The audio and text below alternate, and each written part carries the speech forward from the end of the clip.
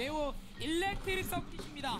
김윤 선수 저 여성 팬의 응원을 받아서 오늘 2승으로 김태경 선수 승자조에서 붙게 될 수 있을지 경기하도록 하죠.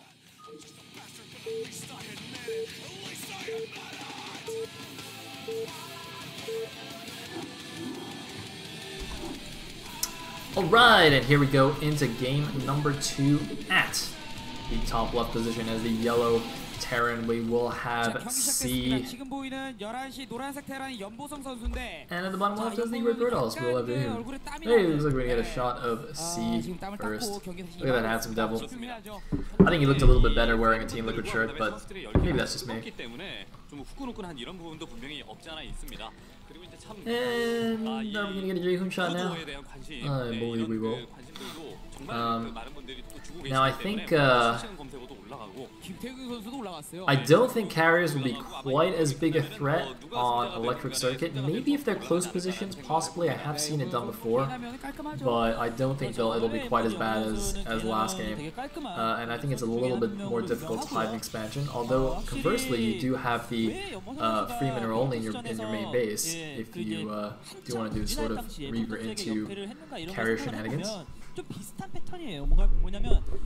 I guess we will have to see.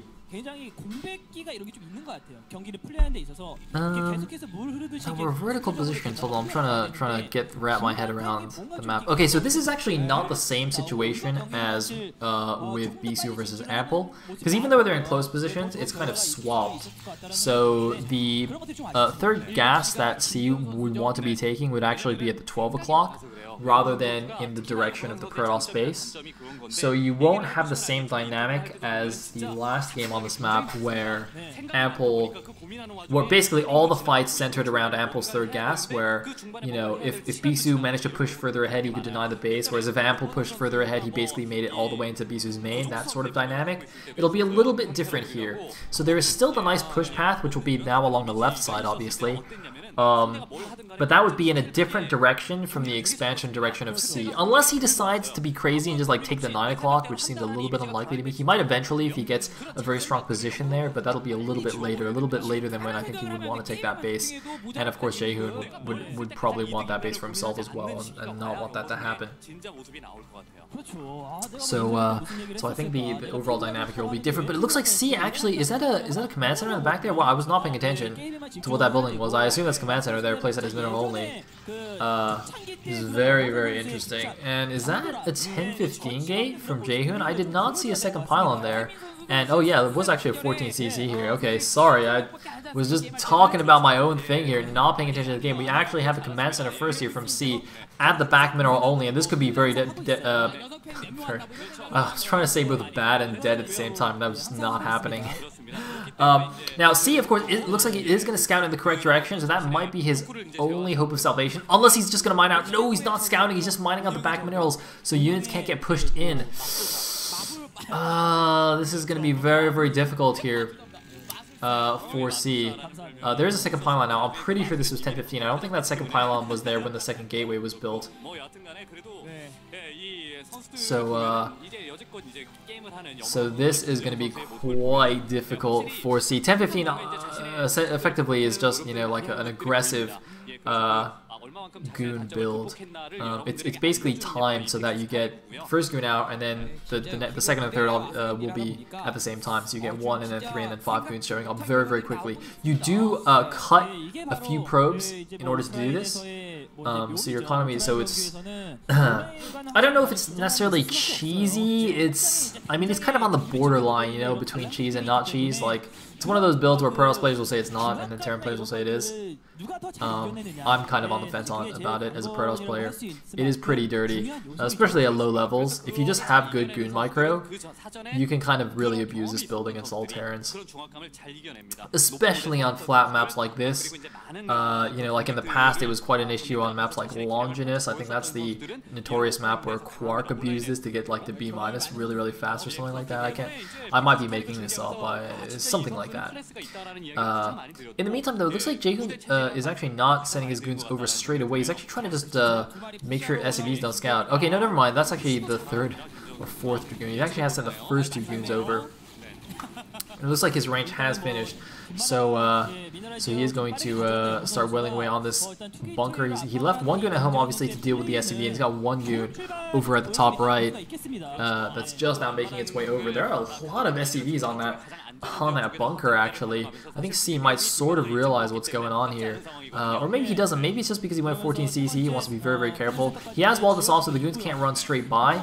But he's gonna have to leave these SCVs off the line. In the meantime, Jaehoon has expanded himself. I wonder if he's gonna follow up with a Reaver or not, or just keep on the goon pressure. There are a few different ways to follow up with this. One of the dirtier ones is to go DTs right after, which I think we saw Protoss do recently as well.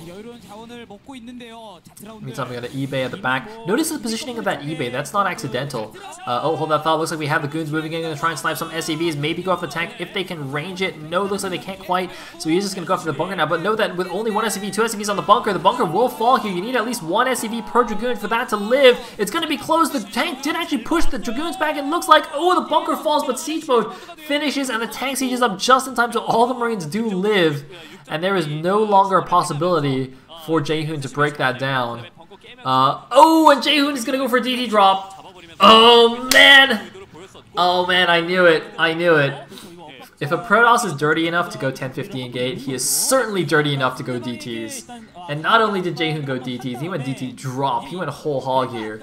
And unfortunately for C, he's actually gone for a very fast third command center here as well. He does have the engineering bay already, and he's building an academy. Oh, by the way, the engineering bay positioning, I sort of started the thought and didn't complete it. That wasn't just built there randomly. He built that in a way that was blocking the path at the back of his main. So if somehow, well, I guess no, Jaehoon wouldn't have broken down the back neutral buildings, but if Jaehoon had like managed to push a DT through or just push any unit through, it would have been blocking basically. He has floated that now as well, but you know, that's just a nice place to build that. You can see there it was basically blocking that little path at the back. Now let's see. So we have a turret at the natural, we have a turret at the back mineral only. One turret you have to be careful of because DTs can just run up to it and kill it very, very quickly. DTs have obscenely high DPS. I mean, they do 40 damage a swipe, base damage, and a pretty high attack rate as well. So, you know, you can't just sit back behind a turret and think you're okay. DTs can very easily kill it, but we do have some turrets making their way up in a ring around the base as well. So, hopefully C will be okay here. We do have a Stargate as well, obviously going to follow up with some Arbiter tech. That's a very standard progression when you go for the fast DTs. And I think the eBay is just out of range, out of sight range of that shuttle. So, C's not going to get any advance warning that a drop is coming in. But if he has any kind of game sense or any kind of caution, he will think about this. And yes, he now is aware that there is the shuttle here. Trying to find an opening here. C already has ComSat, so I think even if it does get in, it's not a huge deal. And there's the scan. Oh, sorry, not the scan. There's the drop. Unless I see... Oh, no, he wasted a scan there. Ooh, that's a bit of a mistake. You have to be very careful scanning there. Obviously, the DTs can get immediately picked up in the shuttle, but that was even worse. C scanned like after they were already picked up there. So, bit of a blunder there from C, but... So far he's taken effectively no damage. I mean, the one turret is nothing. Especially since he went for a fast third command center here. C's economy is really roaring, and Jaehoon really needs to do some damage to make things even viable for him in the mid-game. I mean, you know, he's just now getting his third and fourth gateways. You know, he already got off to a slow start doing a 10-15 and not doing too much damage. Now he's done a DT rush and not really doing any damage. And you know, C's not even playing defensively. C's been playing quite greedily and has got away with it, despite Jaehoon doing a fairly aggressive builds. So far everything is going C's way. He's in fact building a fourth command center here. C has no intentions of just, you know, sitting back and macroing up now and just doing a big move out. He's actually just going to go get another base here. Presumably he's going to float that over to the 12 o'clock. It's an interesting place to actually plant that command center. I guess he just doesn't have space in the natural and just wants to build it there. And it's also slightly more hidden, building it right there. So, yeah, I'm curious to see what Jaehoon's going to do. Note that Jaehoon has actually not taken a fourth. If you compare this to the way Bisu played against Ample, Bisu took his fourth base very, very quickly after Ample took a fast third, and yet Jaehoon, we can see, is not doing that. So I'm curious to see what he is going to be doing here. It looks like a bit of dancing between the two players here at the front. Jaehoon not going to bother dropping here. See, just using his scans sort of almost preventatively here, just to make sure his turret, because his turret's going to get up anyway. So once that gets up, he'll be fine. And yeah, it looks like he's just creeping out a little bit, moving to the 12 o'clock. Now note that he doesn't have that many units here, especially lacking very much Vulture support. But because Jaehoon opened with 10-15 and then went for a DT drop, his ground army is very, very small, and C knows this, you know. So C actually feels safe doing this kind of thing. Whereas if Jaehoon had done something more like Bisu, where he added more gateways and was a little bit more aggressive. Remember Bisu in the beginning of the game moved all his goons straight to the front of Ample's base when he had like just one control move of goons, which was much faster than Jaehoon did as well, just to prevent this sort of thing, this very easy move out for C to go take the 12 o'clock base. But Jaehoon couldn't really have done that if he wanted to. You can see he's still only got barely a control group of goons at this point in the game, because he invested so much in that tech. So C's going to get his 4th base. Jaehoon at least is keeping up in the base count. Generally, you should be a base ahead in PvT, but this is kind of a curious situation in the game. Although it looks like Jaehoon is actually sort of going to double expand here, try and take the 6 o'clock as well as taking the 9 o'clock base. So we'll see if C lets him keep this or not. It's very, very interesting. I think he does kind of have to do this to stay in the game. If he just stays on even bases with C, eventually he's just going to get overrun. But I guess one nice thing about these positions, at least, is that Jaehoon sort of has easy access to getting a recall into C's main. If you just by the way the bases are the map is laid out and the bases are positioned. Jaehoon will be able to do that if he wants. I'm sure C's aware of that and will build a big turret ring around his main. But until he does that, there is the opportunity there. Although at this point in the game, you have to be careful about recalls, because if the Terran's still just kind of sitting back and massing in his main, if you do a recall, his army is not that far away, so you can easily come back and crush your recall before you can do too much damage.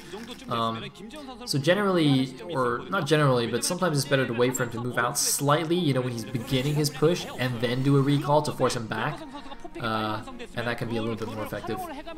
And we can already see some anti-recall preparations being made here, turrets and mines going up in the back. In the meantime, a few vultures continue to harass here at the 6 o'clock base. Looks like going to get warded away by a few dragoons. The Nexus, of course, was fairly safe there, even though the probe got picked off earlier. So, yeah, a much more passive game than Bisu versus Ample, but that was because Bisu was being extremely aggressive in that game. I think more so than you generally see in PvT, and to great effect. I think that was really exciting. Not only was it very high level, but constant action, whereas, you know, this game is a little bit slower. You know, C is doing a little bit of vulture harass here and there, but we're not really seeing any drops or anything like that. And even though Jaehoon went fairly fast Arbiters, he's actually, you know, he's not going recall, but he's actually just switching into carriers. This is a very interesting switch. I mean, I guess it worked out for him last game, so he's going to try it again here. And once again, just the way that, because of the back of C's main kind of faces Jaehoon, it does provide a little bit of a nice opportunity to attack there. Of course, he can basically use the 9 o'clock base as a springboard for his carriers to just run in, snipe a few things, and then just kind of run out again. And so it's going to be a little bit tricky for C to deal with that. And of course, C, knowing his opponent went DT rush and almost certainly followed up with Arbiters, is probably not going to really be expecting the carrier switch here. Although, you know, I'd imagine he'll be on top of scanning the base and checking things. So hopefully he will see this in time, and, you know, do a big move out or something. But I guess we'll have to see. It's like 1-0 is done for both players, actually, both the Terran, both the Mech Army and the Protoss. And, well, let's see if C can deal with the carriers a bit better. He's got one Goliath out. You know, a couple of Goliaths are normal to help deal with Arbiters. It doesn't necessarily mean he's seen the carriers just yet. He does have, there are 2 opportunities to see.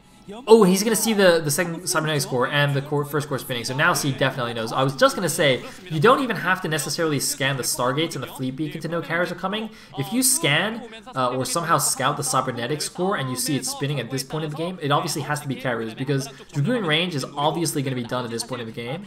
So the only thing it could be is air weapons or armor, which indicates carriers. There's no other reason to get that. So So, you know, it's one or the other. You either scout the Stargates or slash Fleet Beacon or just see that something is researching the core. And C did scan that there. So he knows exactly what's going on right now. Gonna do a bit more Vulture Harass. Notice Jaehoon is actually sort of double expanding again to the bottom right. Both two bases. I'd imagine he's close to max. I don't think he's completely maxed because he's saving some supply for carriers. But let's just say he's at 170 to 180-ish supply. Doesn't really want to build too much any more units so that he can build carriers. And so he's just going to be banking a lot of money and just making nexuses with those extra minerals. And so that's why, you know, the double expand isn't really crazy or anything. It's just he doesn't really have anything else to spend his minerals on at this point. And also, it looks like he's going to go for a bit of a skirmish here with the ground army. Of course, he does have a decent ground army that he was massing up to this point, so he's not completely exposed, kind of like he was last game with almost no ground army to speak of. It looks like he's got 3 carriers so far, does not have a 4th just yet. I'm a little bit surprised he actually made an Arbiter instead of a carrier from that initial gateway that he had just 4 Arbiters. Because if he had the 4 carriers, you could just move out straight away, but he's going to wait a little bit. But if he actually waits for the second round and just comes out with 6 carriers, it's going to be absolutely brutal. We do see a lot more Goliaths mixed in here for C, but not quite up in the numbers just yet. But this is a very nice attack timing for C, of course. It's a very... Basically, the thing you want to do as a Terran when you see the carriers is you want to attack. Because as I said before, Jaehoon is not maxed out on ground by any means. You know, he's saving supply for the carriers, and the carriers aren't ready yet. You know, their upgrades aren't ready yet, the numbers aren't high enough yet, so this is the perfect opportunity to go for a big ground push because the Protoss ground army is not strong enough, and the carriers aren't out yet, so you can easily kill a base or two, as Seeing is doing right now, killing the 9 o'clock. I like how he's leaving some units at the 12 o'clock to defend against any potential counterattack. Meanwhile, we do have a few high Templars here. This is a very standard composition here when you go carriers to go, instead of going, you know, Zealot, Goon, Arbiter, you go Carrier, Goon, High Templar, because the Goliaths, obviously, and the tanks, of course, clump up very, very much. And so using Templars and Storms actually helps to protect the carriers from the Goliaths just, you know, running up underneath them. If they try to do that, you just storm them and you're good to go. So it looks like we have the big attack going here at the front. There are a good number of carriers now. It looks like 6 carriers are out, and I don't really see enough Goliaths yet to deal with this. Okay, more Goliaths are coming in the back right now, but, you know, with good micro here abusing this little high ground ledge, it is proving to be a little bit difficult for C to move forward, although it looks like C doing some double Vulture Harass here at both these bases. A pretty random stasis there at the front.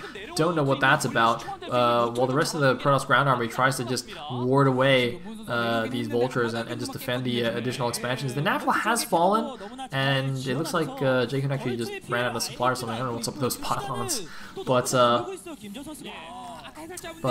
now the Goliaths are going to go over for more expansions. Notice that C is not trying to wipe out the main. He's actually going after all the expansions. The main is less important, but oh man, now the ground army coming in and the tanks completely exposed here at the front. There was a nice D-Matrix there, but oh man, this is a horrible engagement for C. Although it looks like Jaehoon is going to pull back. He did lose all of his Zealots now, so he's going to be a little bit careful. Just going to use... Actually, no, he's got a handful of Zealots left, but he's going to use the carriers a little bit more. There is, of course, that high ground area here surrounding the main that he can abuse, and oh man, he's just picking everything away from C, and C is bleeding his army here. He killed the 9 o'clock and he killed the natural at least, and he's got this top right base, although that's going to get denied, or not denied by DT. That was a bit weird. Lift, or land and lift, and the DT didn't even hit it, so I don't know why that was lifted.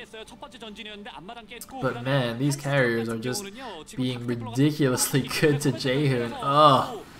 Ugh, Terran players, I feel your pain. Because I don't know how to use carriers, man. I'm terrible with carrier micros, so I can't use them. But I can see how they are very, very disgusting. Somebody actually did just point out, though, that it'd be awesome if C won because we get to see C versus B in the winners match. I kind of agree. And I think it would be pretty heartbreaking to have C versus B in the final match and have one of them forced to be eliminated. I mean, Jaehoon's cool, but, you know, I think a lot of people, including myself, would rather see C and B advance from the group. And I think they're probably the most likely to advance, although, considering the state of this game, possibly not. Or it's the state of this series, I should say, because C is now taking some serious damage in the back of his main. See, this is the point I was making earlier, where it's very easy for the carriers to just move over into the back of the Terran main and just start clearing things out. Even though there were a lot of turrets there, with that number of carriers, turrets basically just don't matter anymore. Although it looks like the ground army getting a little bit caught in the middle of the map. I don't know if they were there purposefully to intercept the Terran ground army or not. But man, just look at that cloud of interceptors. I mean, what is Terran gonna do against this? I don't even know. And C seems a bit lost. Okay, now you can see C was kind of wandering around in the middle of the map a little bit, not sure whether he should go home to defend or to attack, and it looks like he's decided to just go for the attack and just go clear out the 6 o'clock expansion, just kill as many bases as he can, because, you know, going back to defend that is just not going to be easy, and he just kind of gets stuck in his main, and that'll just all go badly. So, but he can't live like this. I mean, his main is just falling apart. So he's gonna have to just kill. I guess if he kills both bottom right bases and the 6 o'clock base, Jaehoon will have very limited mining. But even if he has limited mining, as long as he just has enough minerals to make interceptors, look at this carrier cloud. And of course, he's got a good number of high Templars and a smallish ground army here to support him as well. And just look at these carriers. Look at the carriers. This is just horrifying for any Terran player to witness. So few things you can do against this if you let the carrier count get up to this point. I mean, you know, people will suggest like, oh, just go mass cloak wraiths or lockdown, but realistically, those are not things you can actually do from this point. You can't suddenly add a bunch of starports and mass up enough wraiths in time. You know, you don't have the upgrades, you don't have the starports, you don't have anything to get them, and obviously lockdown, you know, you don't have that tech either. And even if you did, it's not the easiest thing to pull off in the world. Basically, you kind of have to be Boxer to pull that kind of thing off. So all Terrans can really do is just try and build enough Goliaths to deal with it. But at this point, it's looking pretty hard. And oh man, see the storms now just blanketing these Goliaths as they come home to defend. See, you can see it on his face. He knows he's basically dead at this point, even though he's killed many of the expansions of the Protoss. As long as Jaehoon just has some income, it doesn't matter. Even if he has no income right now, he has enough carriers to carry him to victory here. So Jaehoon is actually going to 2-0 C here, believe it or not. A lot of people were even thinking that C could beat Bisu, but you know, if he's going to lose, he's going to get 2-0'd by Jaehoon like this, how is he even going to think about beating Bisu? I don't know. And GG from C. Jaehoon takes the series down and will be facing Bisu in the winners match. We're going to have a PvP winners match, and that means C will drop down to the losers match to play a TVT against Ample. Clearly not impressed by what's happened here. Well, if he can beat Ample and Bisu beats Jaehoon, he'll have a chance for revenge in the final match at least. But that was not pretty at all.